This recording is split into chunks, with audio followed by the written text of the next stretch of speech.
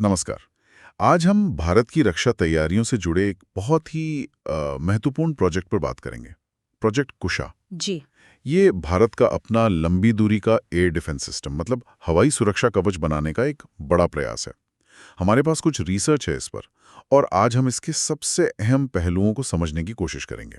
बिल्कुल। सवाल यही है कि क्या ये भारत को वाकई हवाई रक्षा में आत्मनिर्भर बना पाएगा? देखिए, प्रोजेक्ट कुशा, जिसे ये DRDS यानी extended range air defence system भी कहते हैं, ये मूल रूप से एक स्वदेशी LRSAM है, मतलब long range surface to air missile system. अच्छा। इसे DRDO और भारत इलेक्ट्रॉनिक्स लिमिटेड मतलब BEL मिलकर डेवलप कर रहे हैं। और ये सिर्फ मतलब सामान्य हवाई खतरों के लिए नहीं है, सही कहा ना? मैंने पढ़ा कि ये स्टील फाइटर्स, ड्रोन, क्रूज मिसाइलें हाँ, बिल्कुल। और यहाँ तक कि एंटी-शिप बैलिस्टिक मिसाइलें, वो भी मैक 7 वाली, उनको भी रोक सकेगा। जी हाँ, इसकी डिजाइन में भविष्य के जो हाई स्पीड थ्रेट्स हैं, उनको ध्यान में रखा गया है। मैक 7 मतलब आवाज से 7 गुना तेज। बाप रे। हाँ, तो इसके लिए इसमें 3 तरह की इंटरसेप्टर मिसाइलें प्लान की गई हैं। 3 तरह के। हाँ, एक है M1 जिसकी रेंज करीब 150 किलोमीटर होगी। ये जैसे फाइटर जेट्स, ड्रोन्स, क्रूज मिसाइलों के लिए। दूसरी है M2 लगभग 250 किलोमीटर रेंज वाली। ये शायद थोड़े बड़े टारगेट्स जैसे हवाई चेतावनी वाले विमान या फिर ASBMs के लिए होगी। ओके। और फिर है सबसे लंबी दूरी वाली M3। इसकी रेंज 450 से 400 किलोमीटर तक जा सकती है। 400 किलोमीटर? हाँ, ये बड़े विमानों और शायद बैलिस्टिक मिसाइलों के कुछ प्रकारों को भी इंटरसेप्ट कर सकेगी। तो ये रेंज आप देखें तो रूस के S-400 सिस्टम के बराबर पहुंच जाती है। इतनी दूरी से दुश्मन के जहाज या मिसाइल को पकड़ने के लिए तो फिर रडार भी बहुत जबरदस्त चाहिए होगा। बिल्कुल। इसमें एक बहुत ही advanced long range battle management radar LRBMR लगाया जा रहा है। LRBMR? हाँ, इसकी रेंज 500 किलोमीटर से भी ज्यादा बताई जा रही है और इसमें लेटेस्ट गैलियम नाइट्राइड यानी गैन टेक्नोलॉजी है। अच्छा, गैन टेक्नोलॉजी। हाँ, ये इसे पुराने सिलिकॉन बेस्ड रडार से कहीं ज्यादा पावरफुल और सटीक बनाती है। छोटे तेज टारगेट्स को पकड़ने में बेहतर, और ये डिजिटल बीम फॉर्मिंग भी इस्तेमाल करता है, मतलब एक साथ कई लक्ष्यों पर नजर रख सकता है। और ये सिस्टम अकेला काम करेगा या मतलब बाकी डिफेंस सिस्टम्स के साथ भी जुड़ेगा? नहीं, इसे अकेला काम नहीं करना है। इसे भारतीय वायुसेना के integrated air command and control system यानी IAICS से जोड़ा जाएगा। अच्छा, IAICS से। जी, इसका सबसे बड़ा फायदा ये है कि ये हमारे मौजूदा एयर डिफेंस सिस्टम्स जैसे आकाश है, बराक 8 है और यहाँ तक के जो S-400 हमने लिया है, उन सब के साथ मिलकर काम करेगा। तो एक इंटीग्रेटेड तस्वीर मिलेगी। बिल्कुल, एक इंटीग्रेटेड एयर पिक्चर और बेहतर कोऑर्डिनेशन।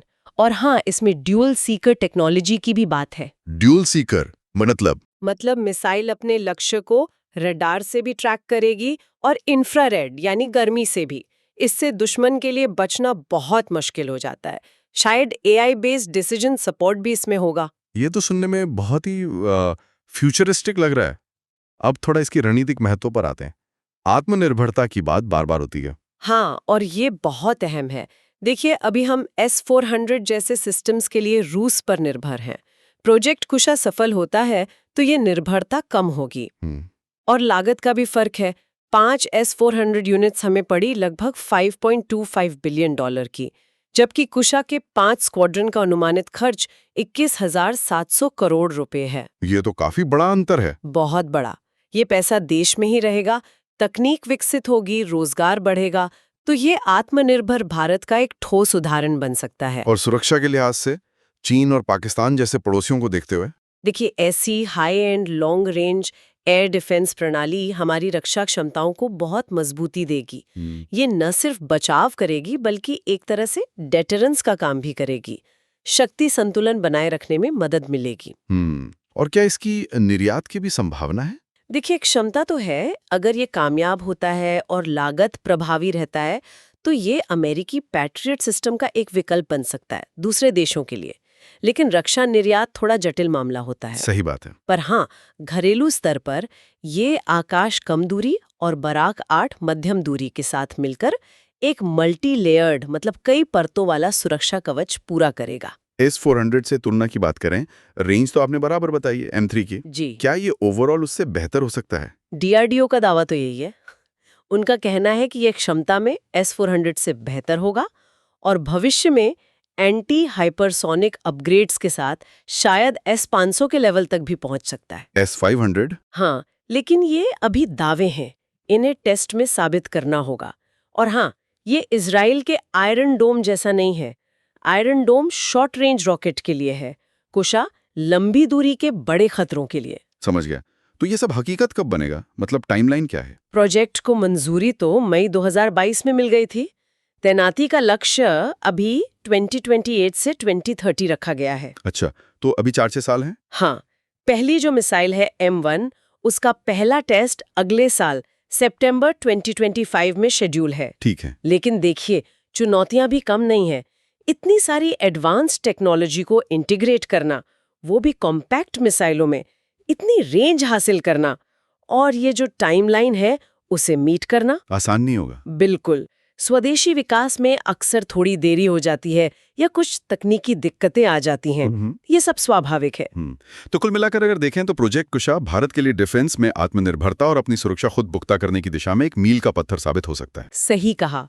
ये एक मजबूत, पूरी तरह से स्वदेशी हवाई सुरक्षा कवच बनाने का वादा तो करता है। और ये सिर्फ आज के खतरों के लिए नहीं है, बल्कि ये भविष्य की चुनौतियों जैसे हाइपरसोनिक मिसाइलें, उनसे निपटने की क्षमता बनाने की तरफ भी एक कदम है। इसका जो फेज 2 होगा वो शायद 400 किलोमीटर से ज्यादा रेंज और एंटी हाइपरसोनिक क्षमताओं पर ही फोकस करेगा। तो जाते जाते एक सवाल मन में आता है और शायद हमारे सुनने वालों के मन में भी आएगा। अगर ये प्रोजेक्ट पूरी तरह सफल रहता है तो ये आने वाले वक्त में हमारे क्षेत्र में शक्ति संतुलन को कैसे प्रभावित करेगा और क्या ये वाकई भारत को एक डिफेंस एक्सपोर्टर के तौर पर स्थापित कर पाएगा? ये देखना बहुत दिलचस्प होगा। बिल्कुल, ये आने वाले दशक के सबसे महत्वपूर्ण रक्षा घटनाक्रमों में से एक हो सकता है।